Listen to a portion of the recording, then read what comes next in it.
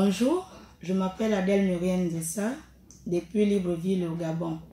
Alors, révérend docteur Alvin Bandinga, j'ai entendu parler du phénomène des maris et des femmes de nuit, autrement appelé incube et succube. Pouvez-vous nous parler de ce phénomène et aussi quelles peuvent être les conséquences de leur présence dans la vie d'un homme ou d'une femme? Et pour finir, comment en être délivré? J'aimerais vous entendre sur la question. Merci infiniment à Adèle qui me donne l'opportunité de répondre à une question tout à fait épineuse dans la mesure où les phénomènes incubiques et succubiques concernent presque tout le monde sur la Terre.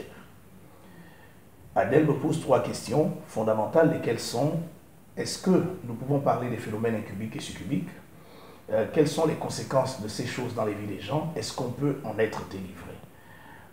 Permettez-moi rapidement de rappeler que lorsqu'on parle d'incube et de succube, il s'agit d'un ensemble de termes français qui sont tirés du latin incubus pour les incubes, succubus pour les succubes. Le mot incubus veut simplement dire coucher en dessous. Succubus veut dire coucher au-dessus. Il semble simplement que ce soit des esprits impurs, des esprits méchants, lesquels opèrent régulièrement contre leurs victimes par le biais des rapports sexuels.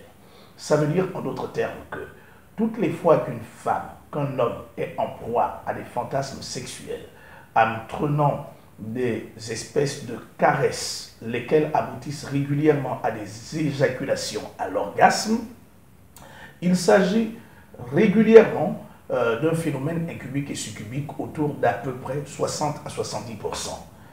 Permettez-moi d'insister autour du fait selon lequel, toutes les fois qu'on entretient des fantasmes, ces fantasmes peuvent ne pas toujours venir des démons.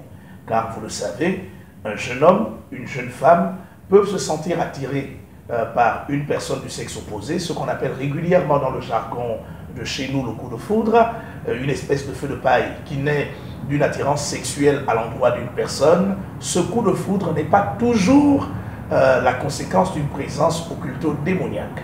On parle de phénomènes incubiques et succubiques lorsqu'il y a recrudescence, répétition, quelquefois sans la participation volontaire de la victime, laquelle se retrouve régulièrement en train d'entretenir des rapports sexuels dans la nuit, pendant son sommeil, rapports sexuels qui aboutissent à ce qu'on va appeler l'expérience orgasmique ou encore l'éjaculation. Je crois que les choses sont suffisamment claires, sinon alors nous pourrons toujours revenir sur cette question. La deuxième question, comment se manifestent les esprits incubes et succubes? Comme je l'ai dit tantôt tout à l'heure, d'abord les rapports sexuels dans les rêves. Ensuite, il y a aussi plusieurs autres manifestations qui peuvent attirer notre attention sur leur présence à l'intérieur des vies des hommes et des femmes. Par exemple, l'instabilité du point de vue sentimental. Vous démarrez une relation avec un homme, lequel vous fait un tas de promesses, mais cette relation n'arrive pas au terme d'elle, c'est-à-dire dans le cadre d'aboutissement d'un mariage. Les dissensions, des disputes répétées, des bagarres, la frigidité, le fait de la répulsion, de la répugnance du partenaire. Quelquefois même, on peut en être victime tout en étant déjà marié.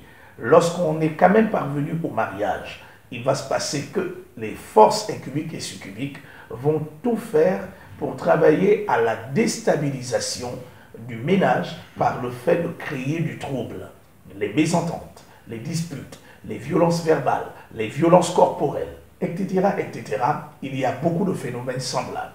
C'est pour vous dire, à vous qui nous regardez par le canal de la télévision, mesdames et messieurs, chers téléspectateurs, que lorsque vous vivez des phénomènes semblables, lesquels vous amènent à vous interroger sur les origines particulières des situations par lesquelles vous passez, au lieu de rester chez vous, il est toujours convenable de procéder à une forme de consultation, laquelle va porter essentiellement sur la détermination des origines des situations auxquelles vous êtes confrontés, qui vous permettra par exemple de découvrir quelles sont les situations que vous connaissez et plutôt quelles sont également les démarches thérapeutiques qui vous permettront de sortir de ces différentes difficultés.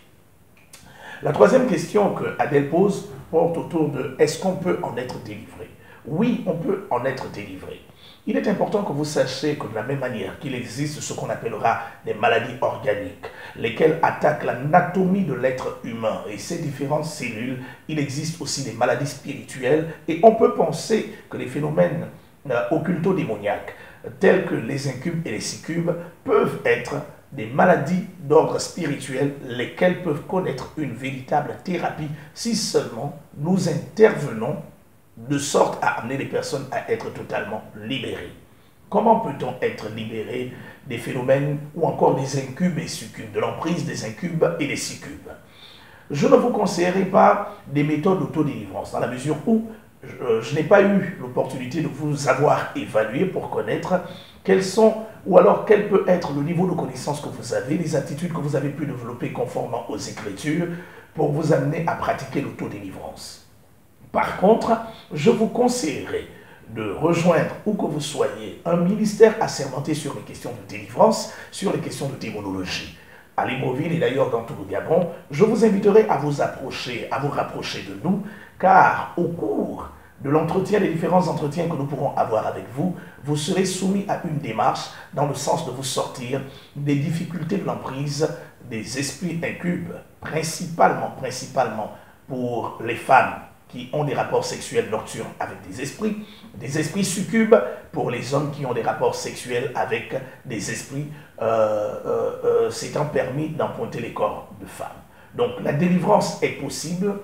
Les principales clés, déjà, reconnaître l'état dans lequel vous êtes, reconnaître que cette situation devient très gênante, même si au départ, nous avons une sensation de bonheur produite par le fait pour nous d'entretenir un coït sexuel nocturne, on peut toujours s'en sortir. Donc cette prise de conscience vous amène à reconnaître la seigneurie de Jésus-Christ et sa puissance sur tous les démons possibles. Dès lors que vous donnez votre vie à Jésus-Christ Nazareth, vous le recevez comme votre sauveur et votre Seigneur personnel. Vous êtes dans la voie. À l'issue de tout cela, il y a un travail qui porte essentiellement autour du fait pour vous de la confession de vos différents péchés, lesquels vous libèrent des attaches qui ont pu être à l'origine de l'infestation de votre vie par les esprits impurs tels que les incubes et les succubes. La quatrième chose, il faut procéder à la conjuration. La conjuration, l'idéal est que vous ne la pratiquiez pas vous-même, mais plutôt que vous vous soumettez à l'autorité d'un homme de Dieu assermenté, d'un homme de Dieu expérimenté, d'un homme de Dieu oint, ayant une autorité capable de remettre en cause la présence de ces esprits. Cette conjuration va voir les esprits être ôtés de votre corps. Ensuite, il y a quand même une hygiène de vie du point de vue spirituel que vous devez mener. Car souvenez-vous que Jésus a dit, lorsque les esprits sont sortis d'un corps, ils s'en vont par-delà des lieux arides cherchant un endroit où ils se reposeront. S'ils n'en trouvent pas, régulièrement, ils reviennent vers leurs anciennes habitations. Et s'ils trouvent les anciennes habitations, c'est-à-dire les anciens corps sur lesquels ils avaient une emprise, complètement balayés, ornés, décorés et inhabités, les 10 esprits s'en vont chercher 7 plus méchants qu'eux et ils viennent s'établir au point que la dernière des conditions devienne pire que la condition dans laquelle la victime avait été au départ. Mesdames et messieurs, chers téléspectateurs, permettez-moi d'insister. La délivrance n'est pas une fin en soi. Le plus important, à mon avis, ce n'est pas la délivrance, c'est le maintien de la délivrance pour éviter une nouvelle infestation des 10 esprits, infestation qui peut avoir des conséquences beaucoup plus graves dans le cadre de notre épanouissement, dans le cadre de nos différentes percées, dans le cadre du bonheur auquel nous aspirons tous. Je récapitule, les incubes et les succubes existent bel et bien. Ce sont des esprits qui opèrent de façon sournoise et subtile pendant que nous dormons pour amener les individus à connaître des rapports sexuels qui entraînent régulièrement à l'orgasme, à l'éjaculation. Ces esprits travaillent dans le sens de polluer les vies de leurs victimes et de déposséder à leurs victimes leurs principales énergies vitales afin que celles-ci se retrouvent complètement affaiblies, amoindries et ralenties.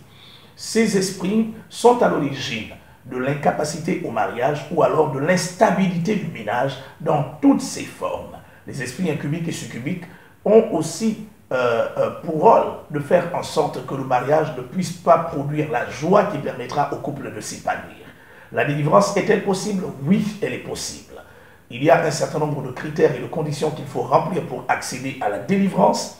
Lesquels critères passent par le fait de la reconnaissance de votre état, ensuite de la réception de Jésus-Christ Nazareth comme votre sauveur et votre Seigneur personnel, ensuite de la confession de chacun de vos péchés, lesquels vous réharmonisent, confession qui vous réharmonise avec Dieu, ensuite de procéder à une conjuration. À l'issue de la conjuration, il y a une hygiène de vie sur le plan spirituel qui vous permettra de maintenir et de préserver votre délivrance. Que Dieu vous bénisse. Adèle, j'espère avoir répondu à ta question ou encore à tes questions et que la grâce de Dieu te comble, que la grâce de Dieu vous bénisse, à vous tous qui nous regardez par le biais de la télévision, au nom de Jésus-Christ de Nazareth.